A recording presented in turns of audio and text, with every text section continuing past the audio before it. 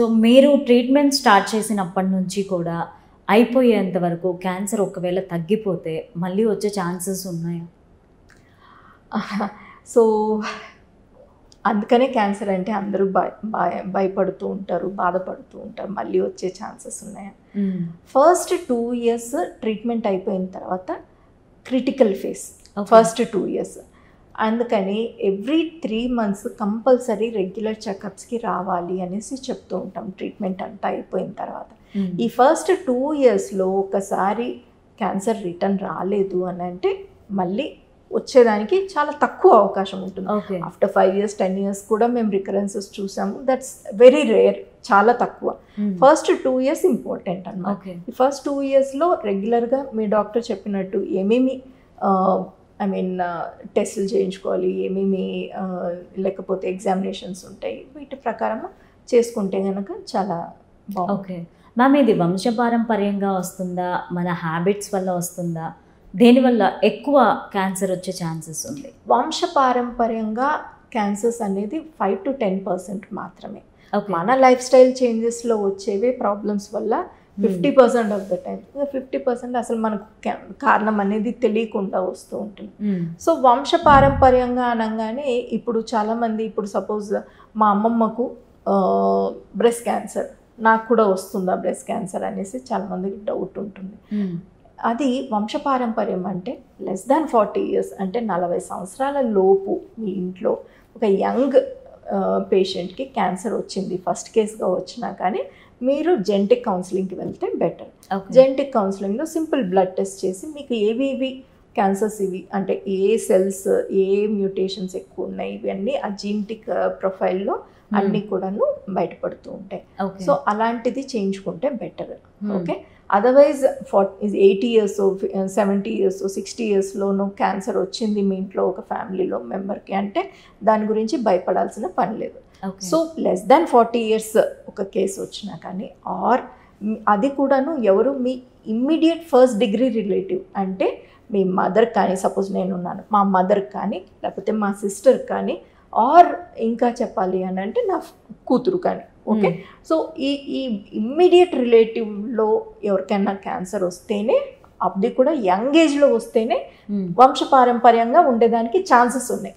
అప్పుడు మనము దానికి తగ్గట్టుగా టెస్టులు చేస్తాం, అది పాజిటివ్ వస్తే కనుక క్యాన్సర్ ఉండొచ్చు అనేసి. ఓకే, అండ్ మ్యామ్ సిటీలో ఉండే వాళ్ళు వేరే, విలేజెస్లో ఉండే వాళ్ళకైతే అసలు అవేర్నెస్ ఉండదు క్యాన్సర్కి సంబంధించి. అది క్యాన్సర్ అని వాళ్ళకి తెలియదు కూడా లాస్ట్ స్టేజ్ వచ్చే వరకు. సో వాళ్ళకి తెలియాలి అంటే, తెలుసుకోవాలి అంటే మీరు ఎలాంటివి చెప్తారు, ఎలాంటి జాగ్రత్తలు తీసుకోవాలని చెప్తారు? నన్ను అడిగితే రూరల్ ఏరియాస్లో కూడాను ఈ మధ్య కాలంలో కొంచెం అవేర్నెస్ అయితే పెరిగింది. ఓకే, వాళ్ళు కూడాను కొంత అంటే కానీ ప్రాబ్లం ఏమో ఎక్కడొస్తుంది అని అంటే రూరల్ ఏరియాస్లో సమ్హౌ హిస్టెక్టమీ రేట్స్ ఎక్కువగా ఉంటున్నాయి. అంటే గర్భసంచి అనేది చాలా అంటే చిన్న రీజన్స్కి కూడాను బ్లీడింగ్ అవుతుందని తీసేస్తారు, లేకపోతే ఇంకేదో ప్రాబ్లం అనేసి తీసేస్తారు. అలాంటిది సాధ్యమైనంత వరకు అవాయిడ్ చేయగలిగితేనే బెటర్. ఇది గర్భసంచి తీసేయటం వల్ల ఏమవుతుంది అని అంటే, తీసేసినా కానీ ఆ లోపల ఏదైతే స్టంప్ ఉంటుందో, ఆర్ ఇంకా చెప్పాలంటే వెజైనా కూడాను అక్కడే ఉండిపోతుంది. వీటిల్లో కూడాను క్యాన్సర్స్ వచ్చేదానికి అవకాశం ఉంటుంది. సో చాలామంది ఏమవుతుందంటే గర్భసంచి తీసేశారు కదా, మళ్ళీ మేము ప్యాప్స్ మీరు ఎందుకు చేయించుకోవాలి అనేసి అనుకుంటారు. అలా చేయించుకోకపోవటం వల్ల దానికి వల్ల కూడాను ఇబ్బందులు వచ్చేదానికి ఛాన్సెస్ ఉంటుంది. సో దానికోసం అనేసి రెగ్యులర్గా ఈవెన్ రూరల్ పీరియడ్ కొంత అవేర్నెస్ తక్కువే ఒప్పుకుంటాను, కానీ సిమ్టమ్స్ తెలియంగానే అంటే ఒక చిన్న ప్రాబ్లం రాగానే వాళ్ళు వెంటనే వాళ్ళ డాక్టర్స్ దగ్గరికి, అంటే ఆర్ఎంపీ డాక్టర్స్ ఎవరైతే వాళ్ళకు ఉంటారో రెగ్యులర్గా వాళ్ళ దగ్గరికి వెళ్తూ ఉంటారు. వాళ్ళు దాని ప్రకారం చేసుకుంటారు.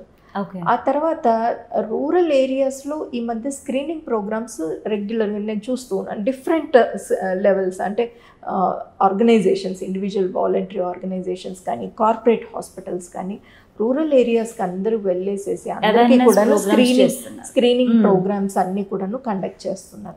దీనివల్ల అక్కడ కూడాను పికప్ రేట్ బాగా ఉంటుంది. మ్యామ్, ఒకవేళ ప్రెగ్నెంట్ లేడీకి క్యాన్సర్ అని తెలిస్తే బిడ్డకి కూడా క్యాన్సర్ వచ్చే ప్రమాదం ఉందా? ఫీడింగ్ దానికి సంబంధించి అప్పుడు ఎలా హ్యాండిల్ చేస్తారు? సో బ్రెస్ట్ క్యాన్సర్స్ ప్రెగ్నెన్సీలో వచ్చే పేషెంట్స్ని చూసాం. ఓకే, సో ఇక్కడ ఏమవుతుంది అని అంటే చాలామందికి అవి పాలగడ్డలేమో అని అనుకొని కొంచెం డిలే చేస్తారనమాట డయాగ్నోసిస్. సో అది గట్టిగా అవ్వటము, సో పాలు వస్తున్నాయి దానివల్ల అవుతుంది. లేకపోతే కనుక ఈవెన్ బ్రెస్ట్ డ్యూరింగ్ ప్రెగ్నెన్సీ కూడాను బ్రెస్ట్ కొంచెం ఎన్లార్జ్ అయిపోయి కాస్త అంటే టెండర్గా ఉంటుంది, కొంచెం నొప్పిగా ఉంటుంది, లావుగా అవుతూ ఉంటుంది.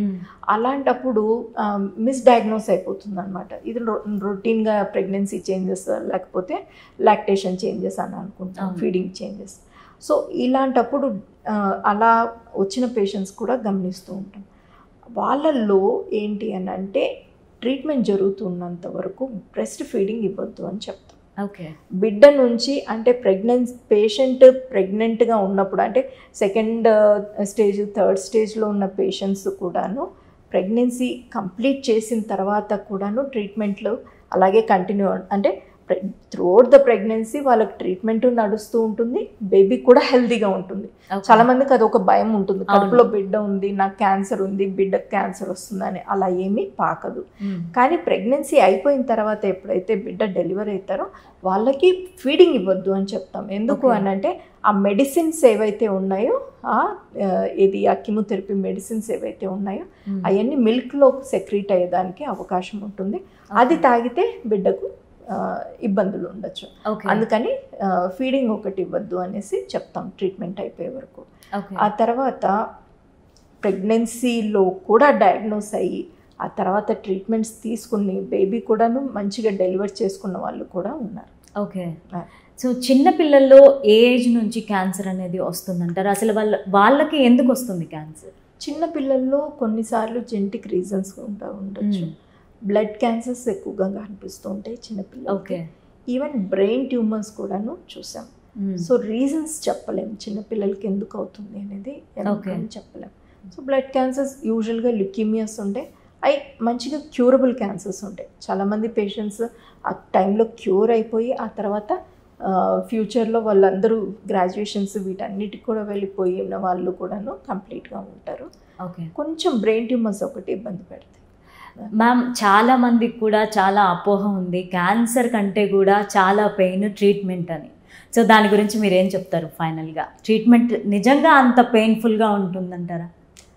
ట్రీట్మెంట్ వల్ల కొన్ని ఇబ్బందులు అయితే ఉంటాయి. ఇబ్బందులు లేకుండా సింపుల్గా వేసుకునే మన పారాసిటమాల్ డోలో ట్యాబ్లెట్ కూడా సైడ్ ఎఫెక్ట్స్ ఉంటాయి. సో ఈ ట్రీట్మెంట్స్లో కూడాను కొన్ని ప్రాబ్లమ్స్ అయితే ఉంటాయి. కానీ ఇవన్నీ టెంపరీ. ఓకే, అలాగా ట్రీట్మెంట్స్కి భయపడిపోయి ఆల్టర్నేట్ మెడిసిన్స్ అని అవని ఇవన్నీ వాడేసేసి ఈ రేడియేషన్ వస్తే చేయి తీసుకుంటే ఇన్ని ప్రాబ్లమ్స్ ఉంటాయి వద్దు అనేసి ఈ ఆయుర్వేదిక్ మెడిసిన్స్ వాటికి వెళ్ళి అక్కడ తగ్గక మళ్ళీ రిటర్న్ ఇక్కడికే వచ్చిన వాళ్ళని చాలామందిని చూస్తూ ఉంటాం. సో ట్రీట్మెంట్ చాలా సేఫ్ ఉంటుంది, పువ్వుల మీద ఉన్నట్టు ఉంటుందని మట్టుకు నేను మసిపూసి మారేడుకాయని చేసి చూపించలేము. పెయిన్ ఉంటుంది, ఇబ్బంది ఉంటుంది, కానీ ఇదంతా మొమెంటరీ. దానికి ఆ టైంలో ఏ ప్రాబ్లం ఉంటుందో దానికి తగ్గట్టుగా మేము మెడిసిన్స్ రాస్తాం. It's not that